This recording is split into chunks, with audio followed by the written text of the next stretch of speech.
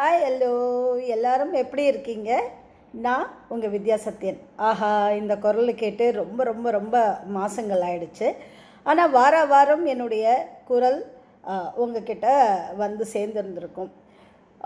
நிறைய விஷயங்கள் இப்போது ஆக்சுவலாக நம்மளுடைய இந்தியாவில் நடந்துக்கிட்டு இருக்கு. 71வது பீடாதிபதியாக நம்மளுடைய பால பெரியவா அவர்கள் வந்து பதவி ஏற்றிருக்காரு. ஸ்ரீ சத்ய சந்திரசேகர சரஸ்வதி சுவாமிகள். அது ஒரு பக்கம் நடந்துக்கிட்டு இருக்கு. அண்ட் இன்னொரு பக்கம் பார்த்திங்கன்னா ஆப்ரேஷன் சிந்தூர். ஸோ என்னடா இது அப்படிங்கிற மாதிரி நினைக்கக்கூடிய ஒரு சூழ்நிலையில், ஒரு பதட்டமான ஒரு நிலையில் நம்ம இந்திய மக்கள் எல்லாரும் இருந்துக்கிட்டு இருக்கோம். ஏன்னா இந்தியாவில் மாத்திரம் இல்லை, வெளிநாட்டிலையும் இந்துக்களை தேடி அவங்கள அட்டாக் பண்ணிக்கிட்டு இருக்கிறதா, அது மாதிரியான விஷயங்களையும் நம்ம நியூஸில் பார்த்துக்கிட்டு இருக்கோம்.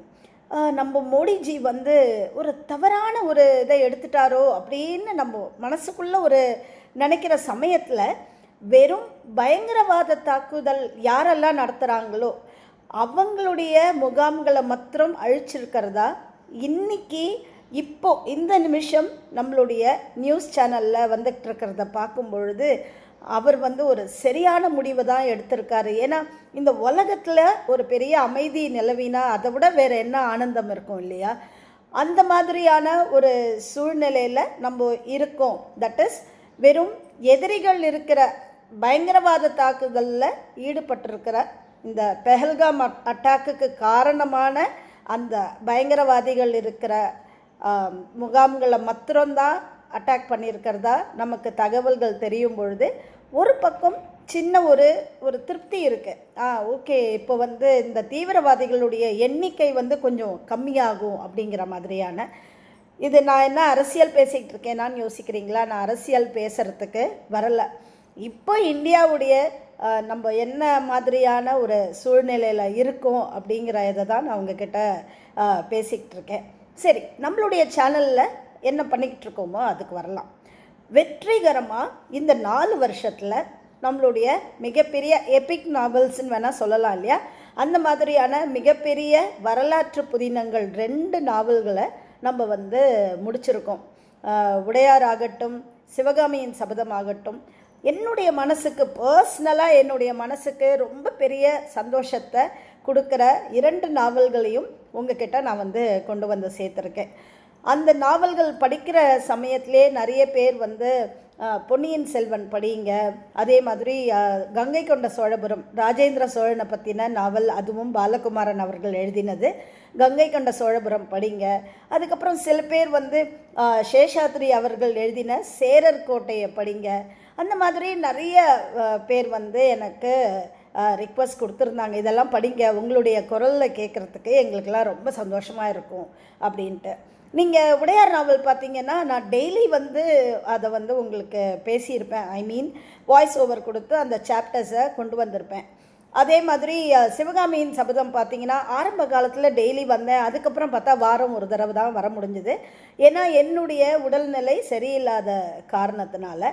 ஆனால் அந்த கதையை நீங்கள் கேட்கும் பொழுது ஓகே, இவங்களுடைய உடல்நிலை கொஞ்சம் சீரடைஞ்சிக்கிட்டு வந்துக்கிட்டு இருக்கு அப்படிங்கிற மாதிரியான ஒரு மறைமுக தகவல்களையும் உங்ககிட்ட நான் வந்து கொண்டு வந்து சேர்த்துக்கிட்டு இருந்தேன். இப்போ வந்து பார்த்திங்கன்னா நான் ரொம்பவே நல்லா பூர்ண குணம் அடைஞ்சிட்டேன். அதனால் இனிமே வந்து இந்த கதை சுருக்கத்தில் வந்து சொல்கிறது, அதே மாதிரி அட்லீஸ்ட் வாரம் ஒரு தடவை உங்கள் எல்லாரையும் வந்து பார்க்குறது அப்படிங்கிற ஒரு தீர்மானத்தில் இருக்கேன். என்ன அப்படின்னா, இவ்வளோ நாளாக நம்ம வந்து வரலாற்று புதினங்களை படிச்சிட்டோம். இப்போ திரும்பவும் நான் வந்து ஒரு வரலாற்று சம்பந்தமான நாவலையே எடுத்தால் என்னுடைய சேனலில் வெறும் வரலாறு மாத்திரம்தான் வரும் அப்படிங்கிற மாதிரி எல்லாரும் யோசிச்சுருவாங்க. ஸோ அதுக்கு பதிலாக நம்ம என்ன பண்ணலான்னு நான் நினச்சேன்னா, ஏன்னா இப்போ வந்து வெறும் வரலாற்று விரும்பிகள் மாத்திரம் இல்லை இல்லையா? சில பேருக்கு வந்து மர்ம நாவல்கள் பிடிக்கும், சில பேருக்கு வந்து சாமி கதைகள் பிடிக்கும், சில பேருக்கு சாமியும் மர்மமும் சேர்ந்த ஒரு நம்மளுடைய நிறைய கோவில்களில் நிறைய விதமான ஒரு அதாவது ஒரு மர்மமான நடவடிக்கைகளில் கோவிலில் 6 மணிக்கு மேலே இருக்கக்கூடாது, இல்லை இந்த கோவிலில் வந்து இந்த மாதிரியான விஷயங்களை தான் ஃபாலோ பண்ணுறாங்க. இன்னொரு கோவிலில் பார்த்திங்கன்னா நட சாத்தும் பொழுது என்னென்ன விஷயங்கள் எப்படி எப்படி இருக்குங்கிறத பார்த்தவங்க, அதாவது யார் அந்த கதவை அடைச்சாங்களோ அவங்க அடுத்த நாள் காத்தால கதவை திறக்கக்கூடாது. ஏன்னா என்னென்ன சாமா இடம் மாறி இருக்குங்கிறதையும் அவங்களால தெரிஞ்சிக்க கூடாது அப்படிங்கிறதுக்கு வேண்டி அந்த மாதிரியான விஷயங்களும் சில கோவில்களில் இருக்குது. ஸோ இந்த மாதிரியான ஒரு மித்தாலஜி சம்பந்தமான மர்மங்கள், அந்த மாதிரியான நாவல்கள் நம்ம படிக்கும் பொழுதும் நமக்கு வந்து ஒரு ஆவலை தூண்டக்கூடிய விஷயங்களாகவும் இருக்கு இல்லையா? ஸோ அந்த மாதிரி நாவல்கள், இப்போ மர்ம நாவல்னு எடுத்தோன்னா திரு ராஜேஷ்குமார் அவர்கள் தான் அதில் வந்து மன்னன் அப்படின்னு வேணால் நம்ம சொல்லலாம். அதே மாதிரி மித்தாலஜி மர்மங்கள் நம்ம எடுத்துக்கிட்டோம். இந்த சாமி கதை இப்போ நான் சொன்னேன் இல்லையா, மர்ம தேசம் எடுத்த அந்த புகழ் திரு இந்திரா சௌந்தரராஜன் அவர்களுடைய நாவல்களை நம்ம எடுத்துக்கிட்டோம் அப்படின்னா அதெல்லாம் அந்த மாதிரியான நாவல்களாக இருக்கும்.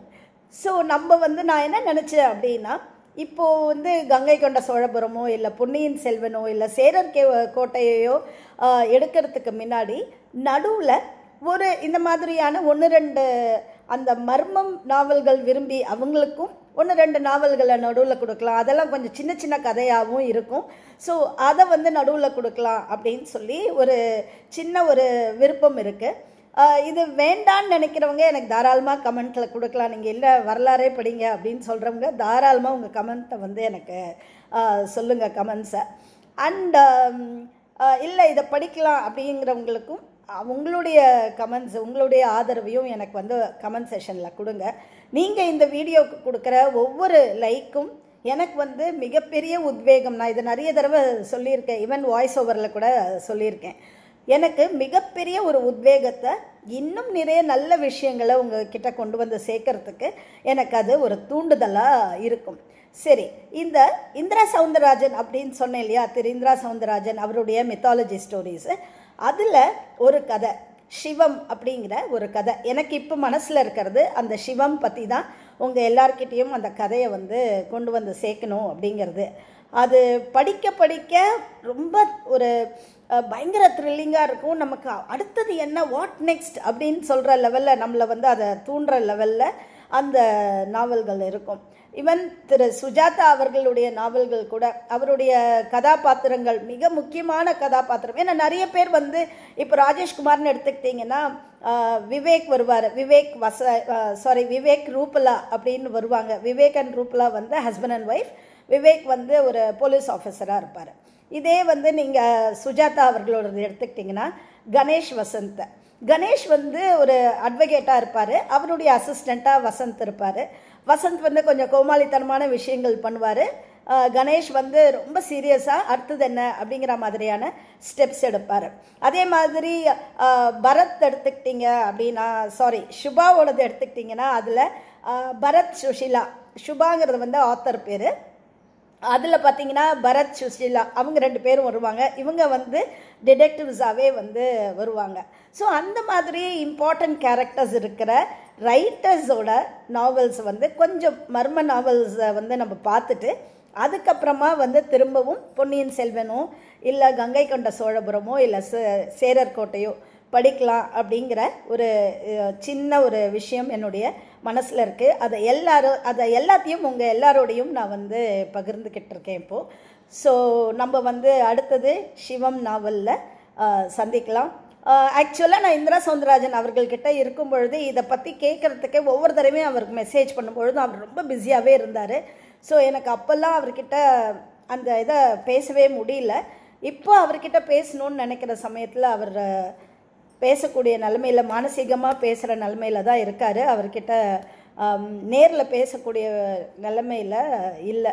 அதே மாதிரி இப்போது இந்த நிலைமை இந்தியாவில் நிலவர இந்த நிலைமை, இந்த ஒரு பதட்டமான நிலைமை வந்து கூடிய சீக்கிரம் ஒரு சுமூகமான ஒரு சமாதான காலத்துக்கு வரணும் அப்படின்ற 2 நாடுகளுக்குள்ளேயுமே, அங்கேயும் சரி இங்கேயும் சரி, ஒரு சமாதான நிலைமைக்கு வரணும்னு மிகப்பெரிய ஒரு வேண்டுதல் கடவுள்கிட்ட வச்சுக்கிட்டே நான் வந்து இந்த வீடியோவை முடிக்கிறேன்.